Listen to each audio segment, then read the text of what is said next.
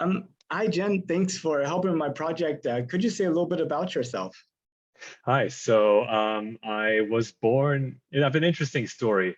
I was born in Malaysia, but I've always loved space exploration. I was always fascinated with everything to do with space.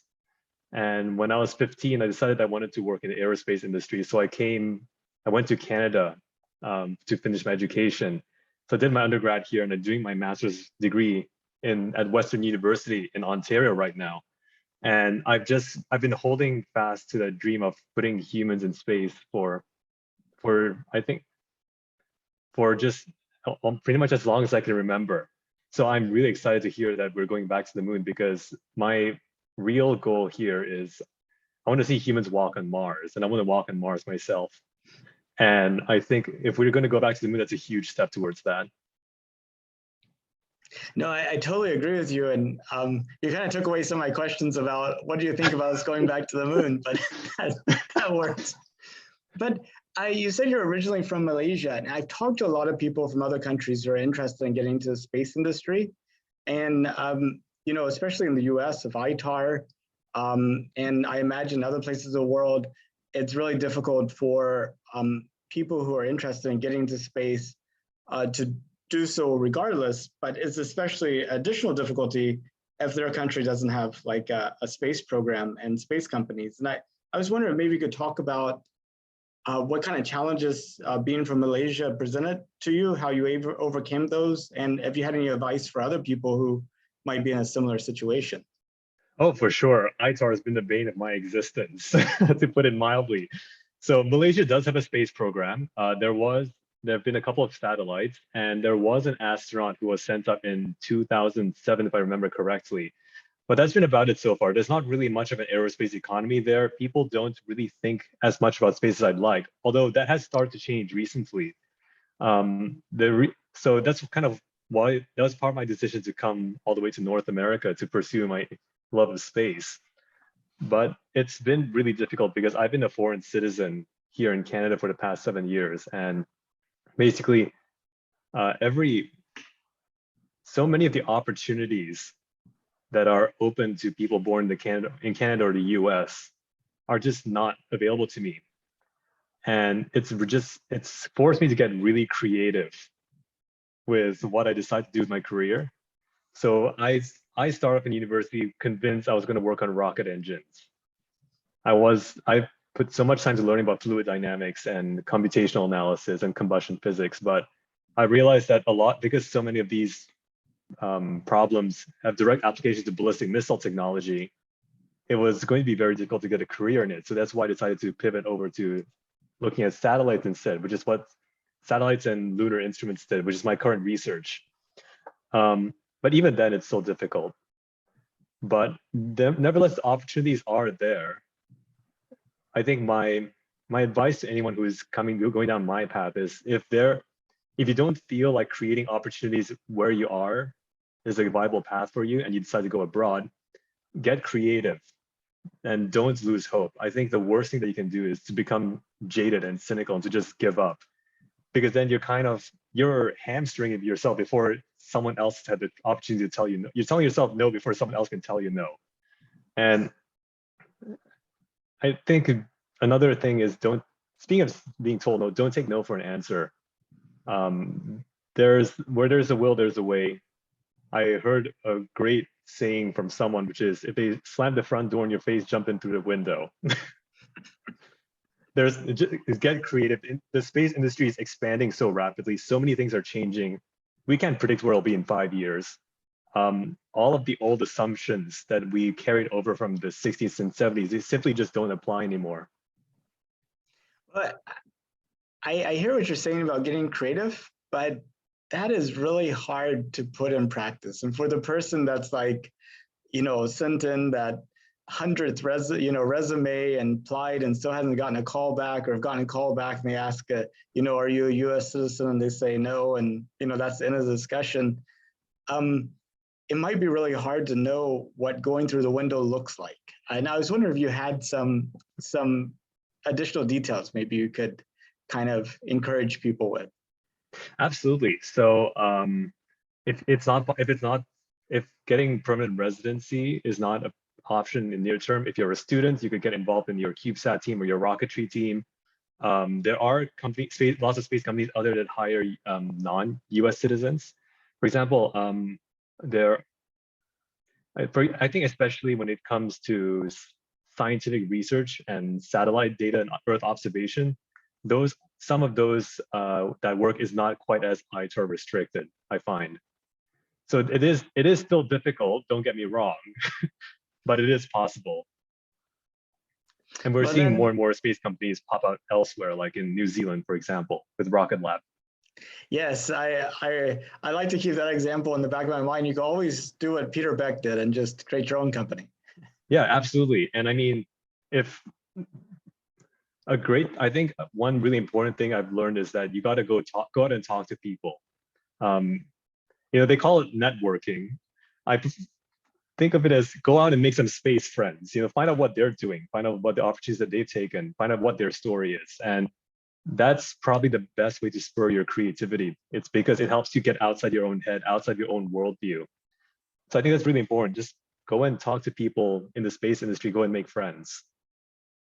That's definitely good advice. Now, before we were started the show, I had mentioned your shirt, Spacekind, and you're about to. I love the shirt; it looks great. But what is it? Oh, that's a great story. So, Spacekind at its core is a space leadership training run by Loretta Whitesides, who I believe she used to run this training at Virgin Galactic, and she's done quite a few things. She's on a mission. And the textbook for this course is called The New Right Stuff. The idea is that the old right stuff that we had in the 60s and 70s with the Apollo era, for example, was toxic. Yes, it required people. You need to have people who are willing to put themselves in danger. You need people who are calm under pressure. But the right stuff also meant suppressing your emotions. It meant having lots of traits of toxic masculinity. It meant trying to force yourself to be inhumanly perfect, like a machine. And it caused real problems to the astronauts. It caused, there's this story of Buzz Aldrin basically falling into alcoholism after he came back from the moon because he couldn't figure out what's next after that. And so the new right stuff is an attempt to take that and transform into something more healthy. The idea that, we should be in touch with our emotions, that we should be focused on building good relationships with each other.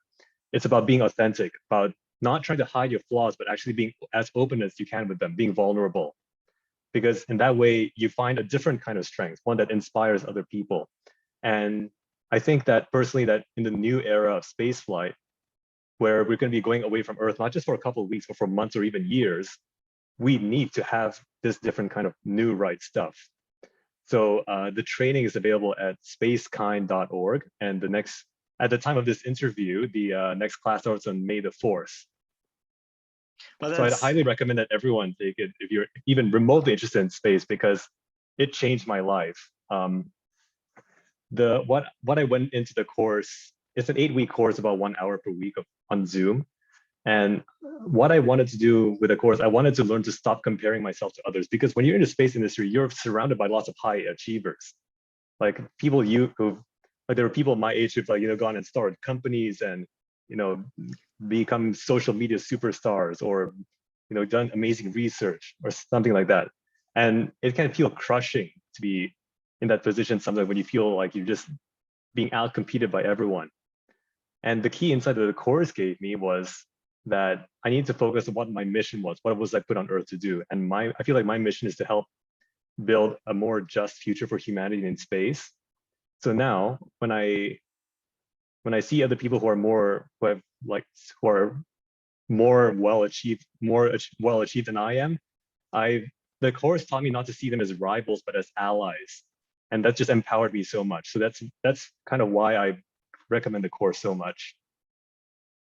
I know that's a very good point. I mean, I've heard people say that success is like cooking. You just have to know the recipe and follow it. And when you see somebody that's doing something that you want to do, you just need to get the recipe and follow it.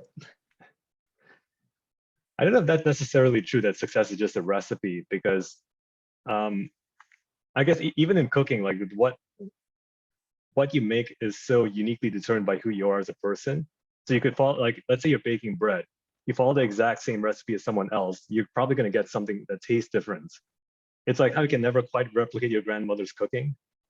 So I think the key thing is to like figure out who you are. You have to know yourself well, and then just be authentically that, because you're not going to be better at doing anything besides being yourself.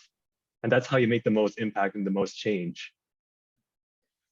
Yeah, and the other aspect of that is you can only you're the only person that can be yourself. Yeah, it sounds cliche, but it's true. Yeah. So talking about the moon, when did you find out that NASA was planning to send astronauts back to the moon again for the first time since 1972? I've been following spaceflight for a long time. I think I remember like back when the Constellation program was canceled when I was 11. And that made me really jaded for a while at the tender age of 11. But I think I found out about Project Artemis pretty much when it was first announced a few years ago, because it's just because I'm interested in space. And I think I was a bit skeptical at first because I was still wondering, is this really going to happen, or are they just going to cancel it? But I mean, now with the SLS standing on the launch pad, it's pretty hard to deny. And I got to admit, I'm pretty excited to just see something go up with the objective of putting humans on the moon again. I know. I mean, at this point, it feels like the certainty of us sending people around the moon in the next couple of years is at least greater than 90%. Yeah, and there's going to be a Canadian on the first flight around the moon. I think that's pretty exciting. We're going to see it become more international. I was talking to somebody that was working on the program. They were surprised to hear that ESA didn't actually get somebody on the that trip as well. So I just thought that was kind of curious. Yeah, it's interesting. Yeah, I think it's because of the Canadarm, because the Canadarm is going to be on the Gateway. Yeah, that's true. Though ESA is like providing the service module for Orion as well, and a couple of other modules. So anyway, it's there's other people sorting through all those thorny issues. Yeah, I think one thing I've learned in like the years of experience I picked up since I first got my degree was it's not just technology that determines what you do in space. A lot of it is politics too, and you got to be aware of that. Absolutely. What did surprise you that most of the people I talk to on the street are non-space people, that the majority of them I don't know that we're going back to the moon? I would say only as few as 1 in 5, maybe less than that. Really, 1 in 5. I mean, I have to say that I'm not surprised, but I'm a little bit saddened to hear that, because I mean, it's not we're going back to the moon. It's, oh my God, we're going back to the moon, right? Yeah, I feel like our world has become quite cynical. And I'm hoping that going space exploration can try and help us be a little bit less cynical. I'm hoping that the public attention kicks up a bit more once we actually start sending people around the moon, because like human spaceflight, that's really what catches people's attention. Yeah, and we've been talking about going back to the moon for decades, and nothing's become of it. So you can't blame people for going, yeah, right. Tell me after they get there. I mean, that's kind of it, right? The proof's in the pudding. Like once like the people start transmitting images back from the moon, I think that's gonna be pretty hard to ignore. Yeah, I think more people were aware of Bob and Doug going to International Space Station on that first kind of Demo 2 flight with SpaceX than were aware of Artemis at the time. And, largely, I think it's the difference between something that's theoretical and something that's actually happening right in front of your eyes. Yeah, 100%. Like, I think a part of it is that SpaceX just has such a huge charisma as a company, and also its founder has a lot of charisma. But I think there's just something magical about human spaceflight that you just can't get with robots. I mean, I mean, the world's collective heart broke when Opportunity transmitted this last message. But I think the fact, just there's,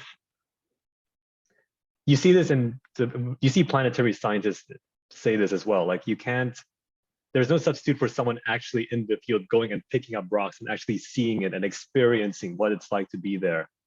And I think that's such an important part of why human spaceflight is key, because it's not, we talk about the technological advancements, we talk about the scientific research we'll do, we'll talk about how much more productive humans are than robots.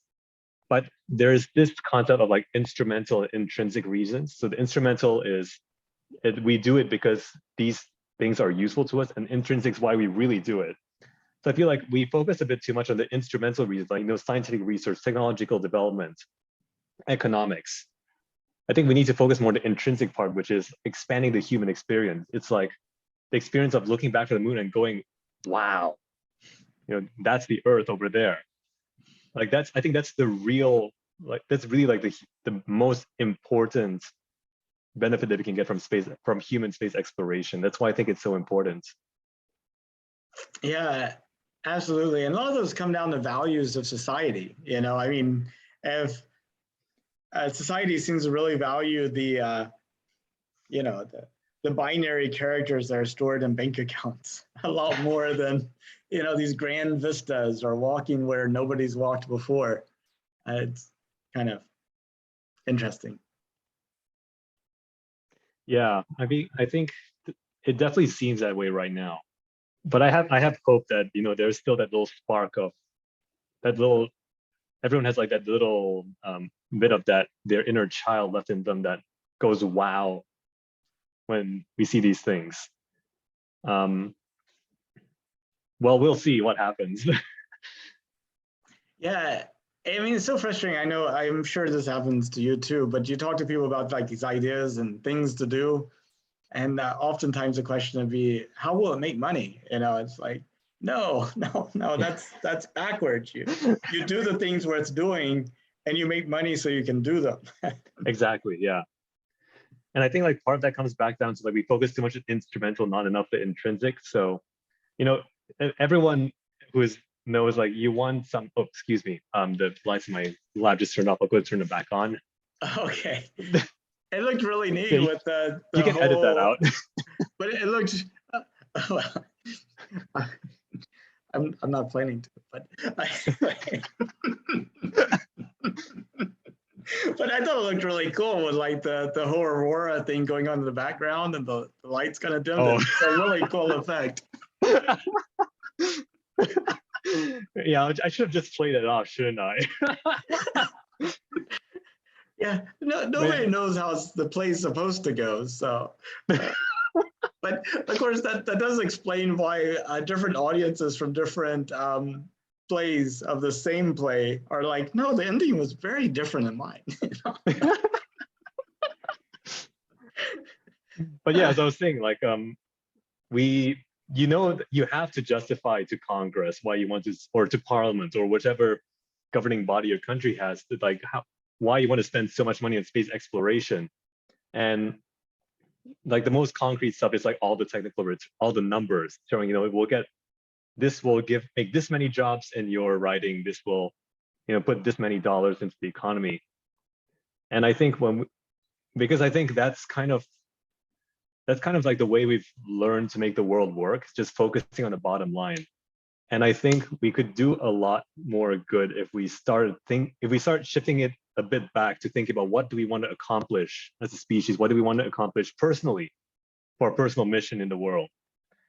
Because like that's, as you said, people don't earn money for money's sake. They earn money so they can do things. And I think we go back to thinking a bit more about why do we do what we do? Like, regardless what space program or not, like let's say you're on this call. Why are you on this call? What are you doing for the world when you do this? And I'm sure you've got a great reason, which is why like you're having success. And if we taught people to think a little bit more about what can they uniquely contribute to the world based on what they have and who they are, we're going to have people who are so much more empowered and a world that's so much more vibrant and inspirational and a great place to live. And I think we can also apply to the space program.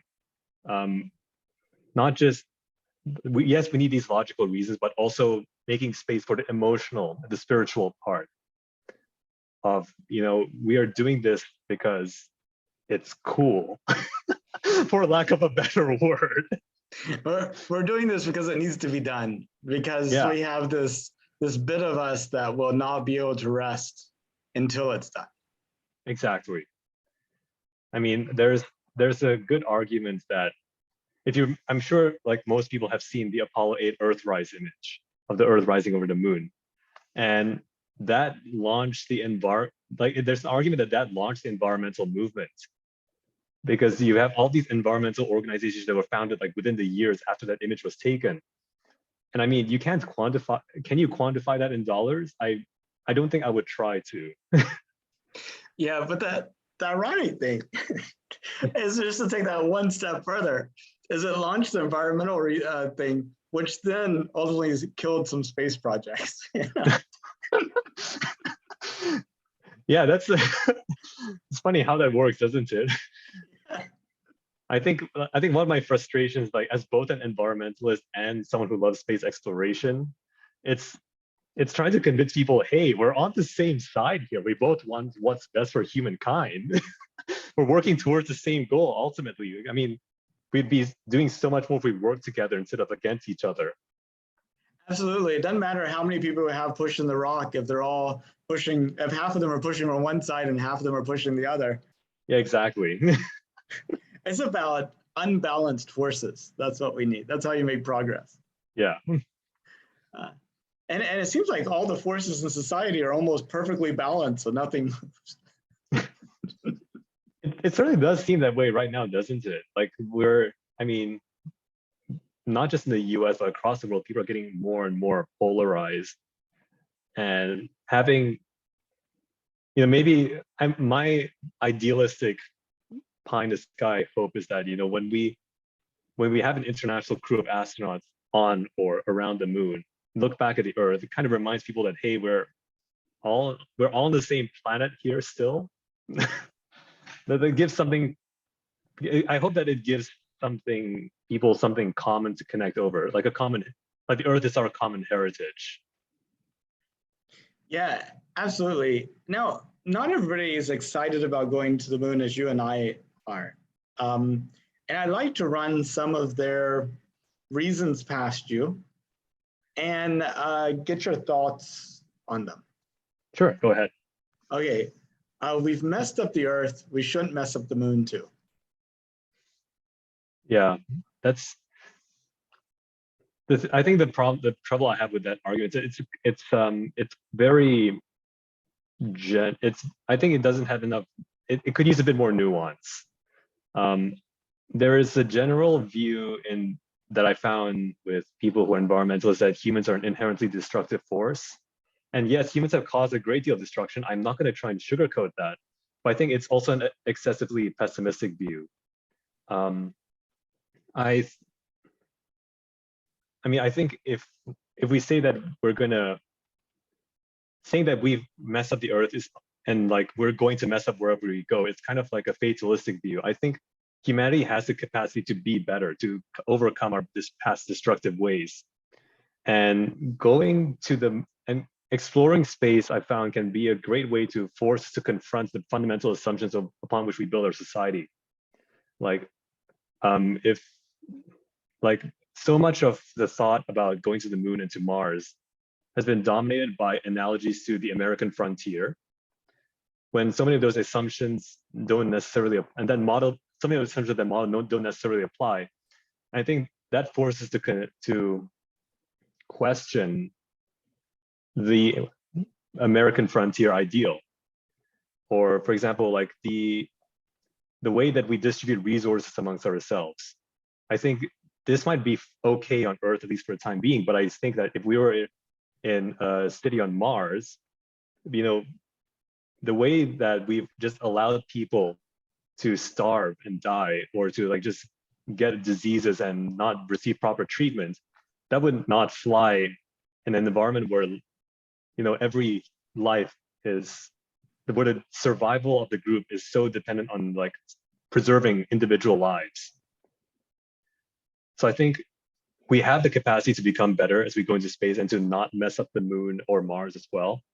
But I also think that going out into space, forcing us to question the fundamental assumptions about how our society is built, and it'll force us to adapt and be better as a species. So I think that going to space can actually help us overcome our past. That's my hope.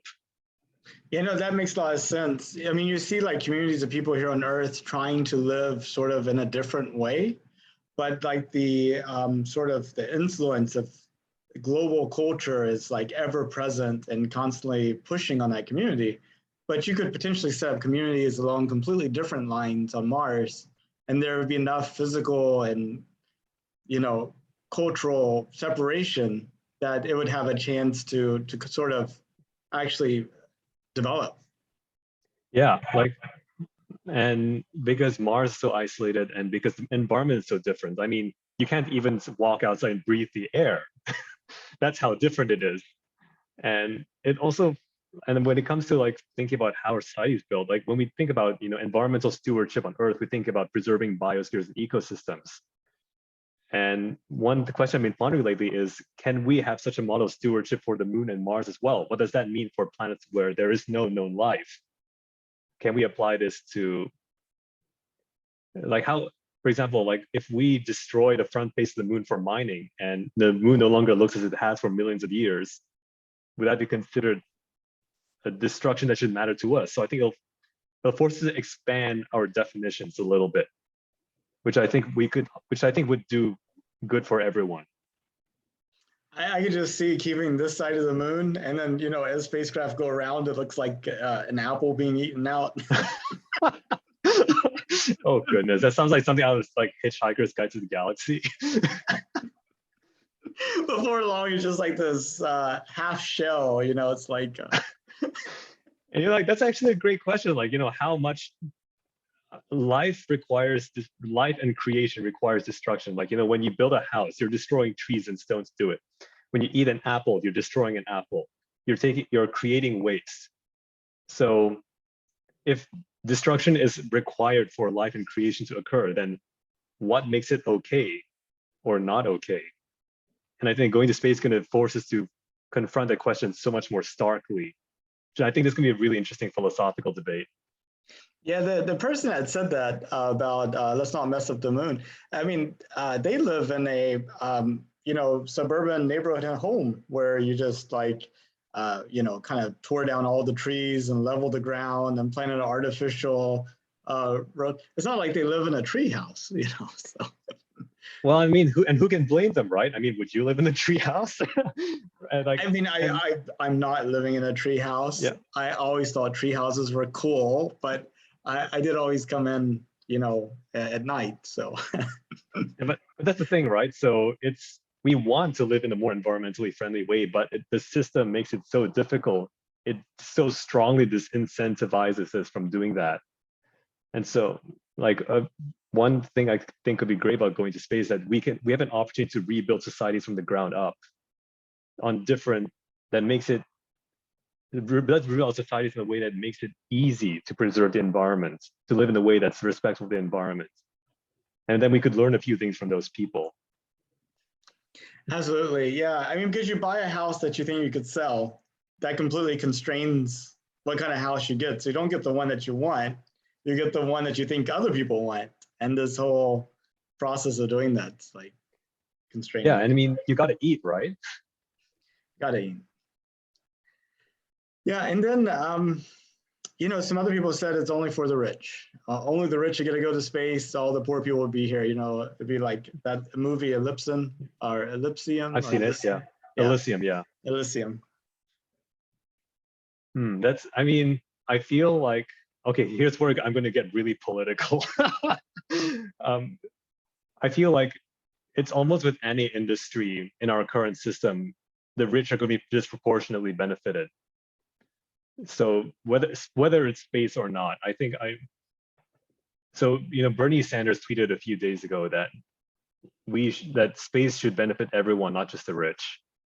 And to a degree, we can respond that space already does benefit people through Earth observation, through satellite communications, through banking. And there's a whole laundry list of the ways that our modern society just would grind to a halt without space technology. But I think there is a kernel of truth there, that right now, a lot of the benefits of space are really for the rich. Like we can, like, for example, a ticket to go up into suborbit on Blue Origin or SpaceX or in Virgin Galactic, those are really expensive. Like you got to be a millionaire or a billionaire to afford that. Or we can even like just bring it down to more basic level, which is that let's say you want to attend a space conference. If you want to go to Space Symposium, which just happened in Colorado Springs, it costs hundreds of dollars to get in. You're going basically, you're not going unless you've been sponsored, or if your company is sending you, or basically if you're pretty wealthy. So I mean, that is a valid concern. That kind of calls back to something that's really fundamentally wrong with our society, which is that it tends to amplify inequality rather than to reduce it. But I think that in that case, space itself isn't the problem. It's the way our society is built. Well, I was listening to the story of civilization, where, by Will Durant, talking about Greece, and he says that freedom and equality are actually enemies. That in a place where you have high freedom, you're going to naturally have a great inequality, because people who are able to get a little benefit are able to leverage that into bigger benefits. And, it kind of pushes apart different levels of society. Mm-hmm. I don't know if I'm well-read enough to have a good response to that, to be perfectly honest. But it's an interest. I mean, two things we want, and you can't have them both, so at least according to that theory. Yeah, my middle of the road cop-out response is going to be, I think there's a balance. Yes. But I'm afraid I don't really have a good response to that either. Well, I kind of moving on to other things. Whenever you think of the future, like 200 years from now, what do you see?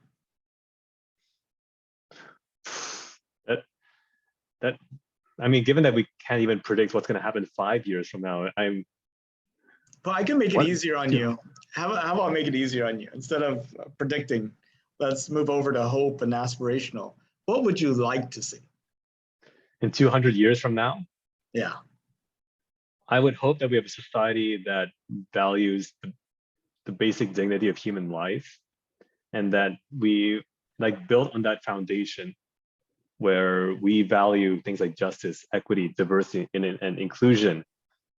We've expanded that into the way we explore space and the way we live in space as well. I would hope that we're living in space by then as an interplanetary civilization. And I hope that we're living in space in a way that has overcome our exploitative past. I hope that we are making the universe a richer place rather than, leaving a trail of destruction in our wake.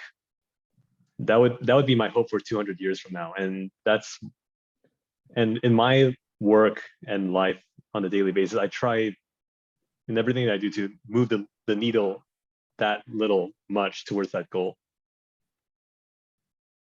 I think that sounds great. Yeah, I mean, the future is what we make it. Yeah, absolutely, yeah. I think that's really the most important thing. Like, we can empower people so much if they realize that what they do matters. You might not change the whole world tomorrow, but you can change the lives of the people around you, and that is totally valid. It is like a good and valid and wonderful thing to improve the lives of just the people around you. I think if you focus on that, and don't worry about trying to do things that are impossible, that you're going to feel so much more empowered. You can make a big difference in the end. Yeah, I mean, if everybody picks up their front lawn, then the entire street's clean. So we all could do a little, and amounts to a lot. So I already know you want to go to space, and you would go to Mars if you could. So yeah. Imagine your great granddaughter. I'm not sure how many greats it takes to get to 200 years, but 200 years in the future, she's grown up on Mars her entire life. She's in high school. And just like high schoolers today might do a project about the 1820s in, history class or something, she's doing a project on the 2020s. So, Oh boy, that's gonna be interesting. what do you think she should put in her report? What are some things that have happened these past 2 years, or you think are going to happen in the next 8 years that you think would be worth people 200 years from now thinking about? That's an interesting question. Like what really does get remembered? I mean, we remember like the Roaring '20s and that aesthetic, but we don't remember the Spanish flu as much. Like, yeah, we've gotten to know a little bit more about that because of the pandemic, but it's not like the forefront of most people's minds. I would hope that that my great granddaughter would write about this time as a point of inflection for the species, when we stopped going down and started going up again. Stuff like, I feel like maybe probably the pandemic would be big, and because that's just transformed the way that we relate to each other and the way we work. And I think that it's going to last. It's going to make a lasting impression on society. People talk about wanting to go back to normal. I don't think we should go back to normal.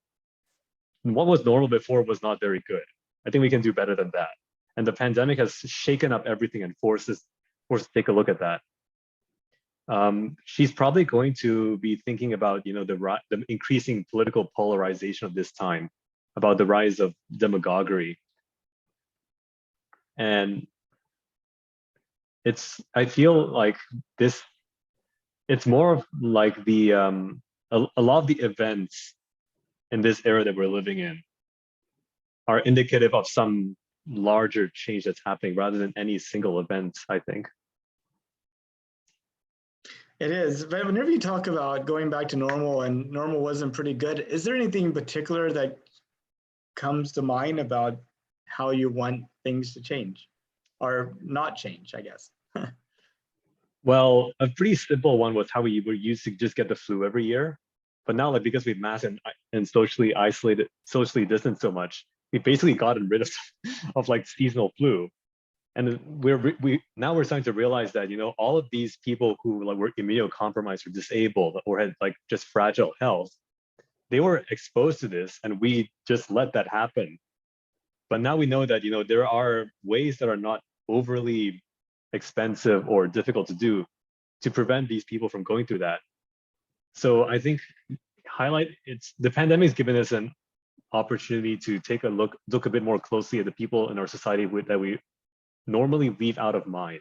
People who are like, for example, those who are less able, those who are immunocompromised, or those who work the low-skilled jobs that we used to think were unimportant, but now that those jobs are at risk, we have supply chain shortage. The economy is going to collapse if those jobs don't get filled.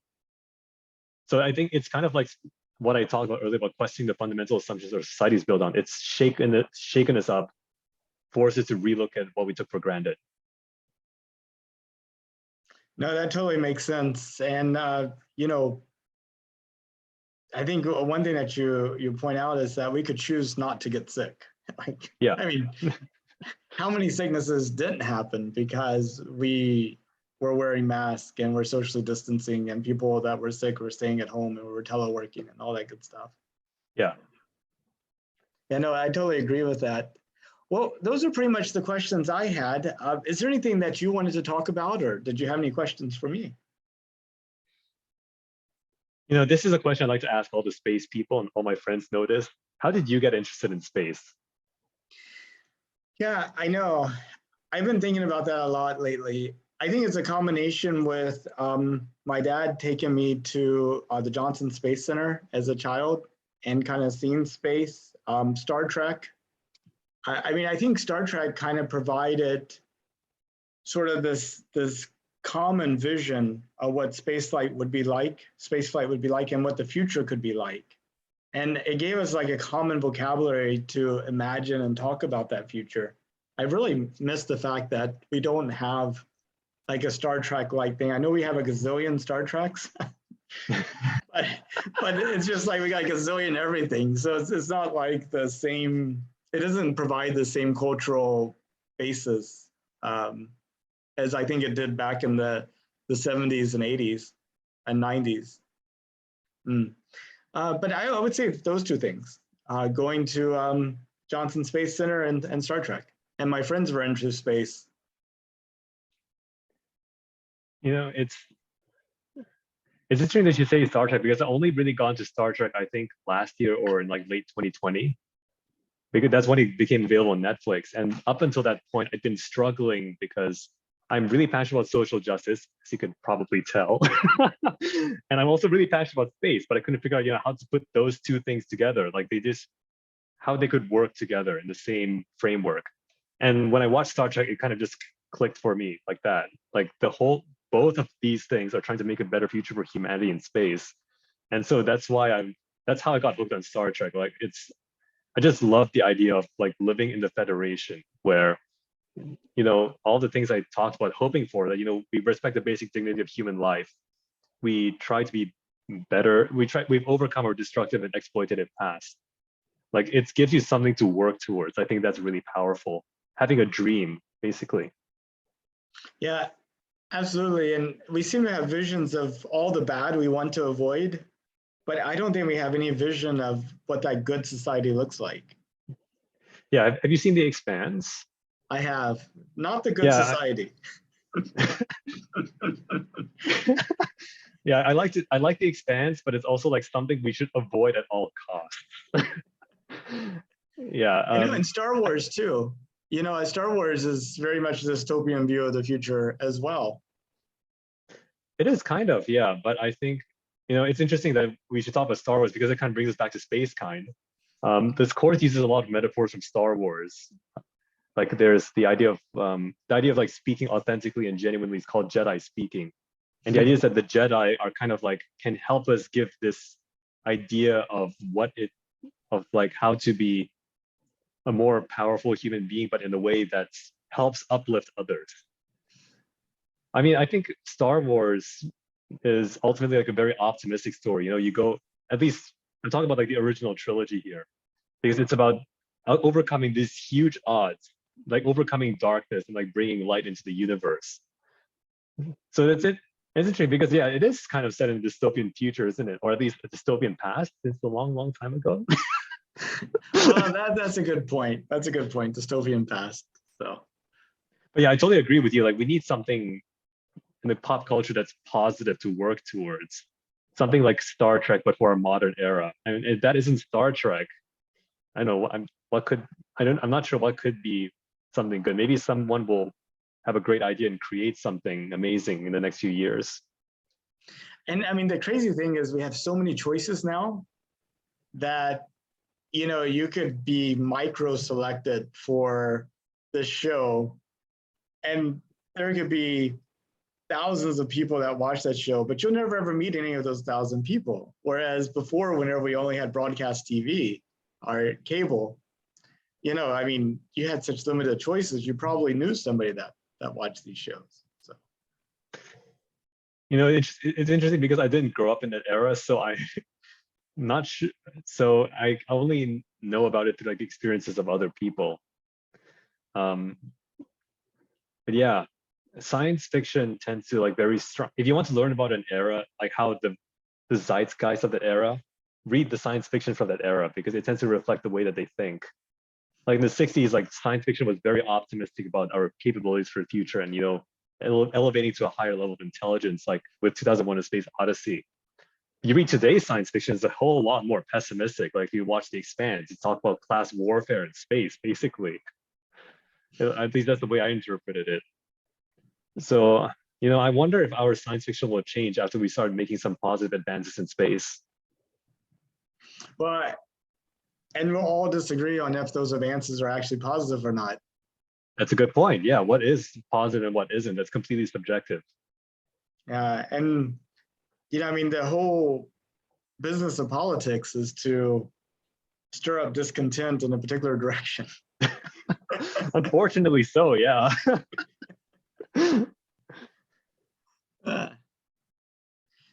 Well, Jin, thank you so much for your time. It's been a joy talking to you, and I'll check out Spacekind, and And it thank you looks for having awesome. me. And if you know anybody else that'd be willing to have a discussion, I have over 900 more days to go. So. You know what? I'll let them know. I'm sure there's more than a couple of people. That would be fantastic. Well, you have a good rest of your evening, and You too. I look forward to crossing paths with you again at some point. Thanks for doing this, Nathan. Really appreciate it. See you soon. Okay, bye-bye. Bye.